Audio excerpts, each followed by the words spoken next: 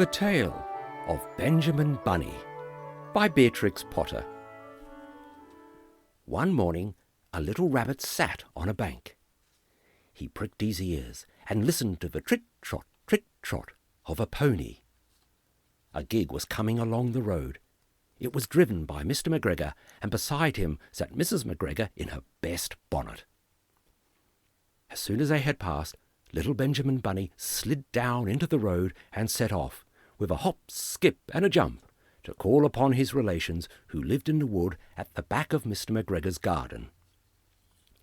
That wood was full of rabbit holes, and in the neatest, sandiest hole of all lived Benjamin's aunt and his cousins, Flopsy, Mopsy, Cottontail, and Peter. Old Mrs. Rabbit was a widow. She earned her living by knitting rabbit wool mittens and muffetees. I once bought a pair at a bazaar. She also sold herbs and rosemary tea and rabbit tobacco, which is what we call lavender. Little Benjamin did not very much want to see his aunt. He came around the back of a fir tree and nearly tumbled upon the top of his cousin Peter. Peter was sitting by himself. He looked poorly and was dressed in a red cotton pocket handkerchief. "Peter," said little Benjamin in a whisper, "who has got your clothes?" Peter replied, "The scarecrow in Mr. McGregor's garden," and described how he'd been chased about the garden and had dropped his shoes and coat. Little Benjamin sat down beside his cousin and assured him that Mr. McGregor had gone out in a gig, and Mrs. McGregor also, and certainly for the day, because she was wearing her best bonnet. Peter said he hoped it would rain. At this point, old Mrs. Rabbit's voice was heard inside the rabbit hole calling, "Cottontail, Cottontail, fetch some more chamomile." Peter thought he might feel better if he went for a walk. They went away hand in hand and got upon the flat top of a wall at the bottom of the wood. From here they looked down into Mr. McGregor's garden. Peter's coat and shoes were plainly to be seen upon the scarecrow, topped with an old tam-o'-shanter of Mr. McGregor's. Little Benjamin said, "It spoils people's clothes to squeeze under a gate. Now the proper way to get in is to climb down a pear tree."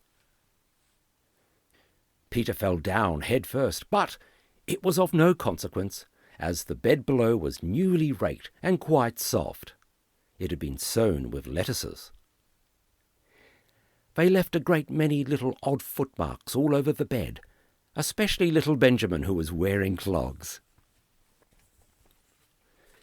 Little Benjamin said that the first thing to be done was to get back Peter's clothes in order that they might be able to use the pocket handkerchief.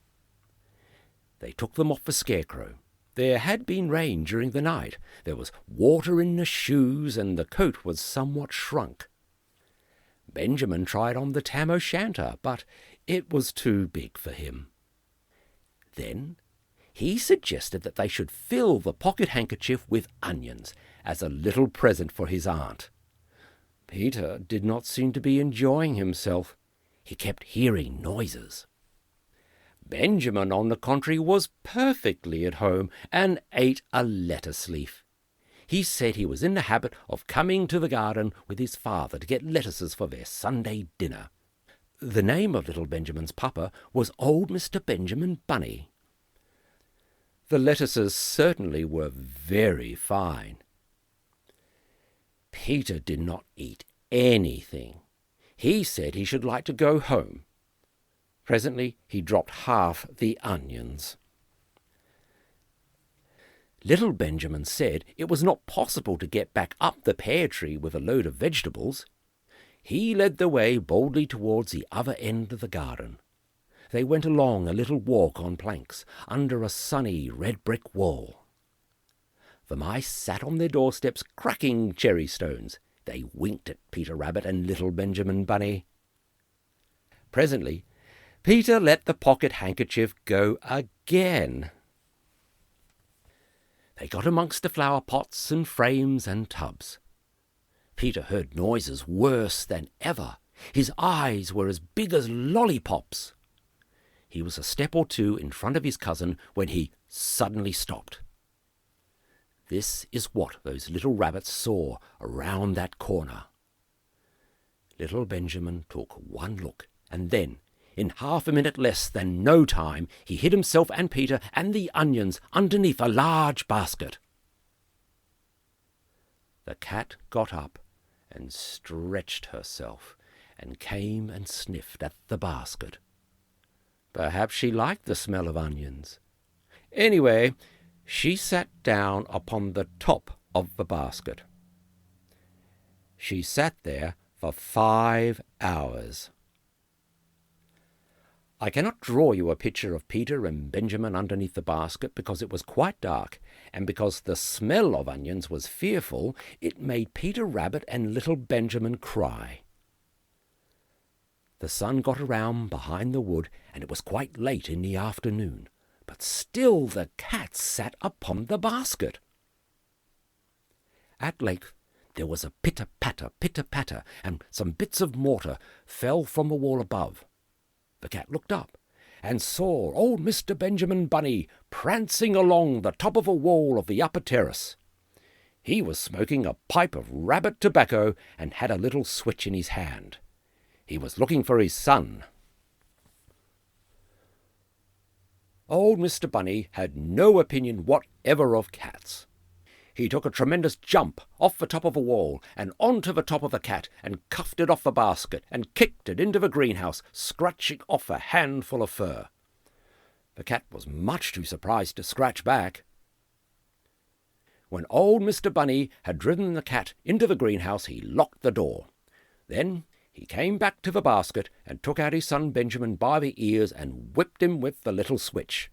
Then he took out his nephew Peter. Then he took out the handkerchief of onions and marched out of the garden. When Mr. McGregor returned about half an hour later, he observed several things which perplexed him. It looked as though some person had been walking all over the garden in a pair of clogs. Only the footmarks were too ridiculously little. Also, he could not understand how the cat could have managed to shut herself up inside the greenhouse, locking the door upon the outside. When Peter got home, his mother forgave him, because she was so glad to see that he had found his shoes and coat. Cottontail and Peter folded up the pocket handkerchief, and old Mrs. Rabbit strung up the onions and hung them from the kitchen ceiling with the bunches of herbs and the rabbit tobacco. The end.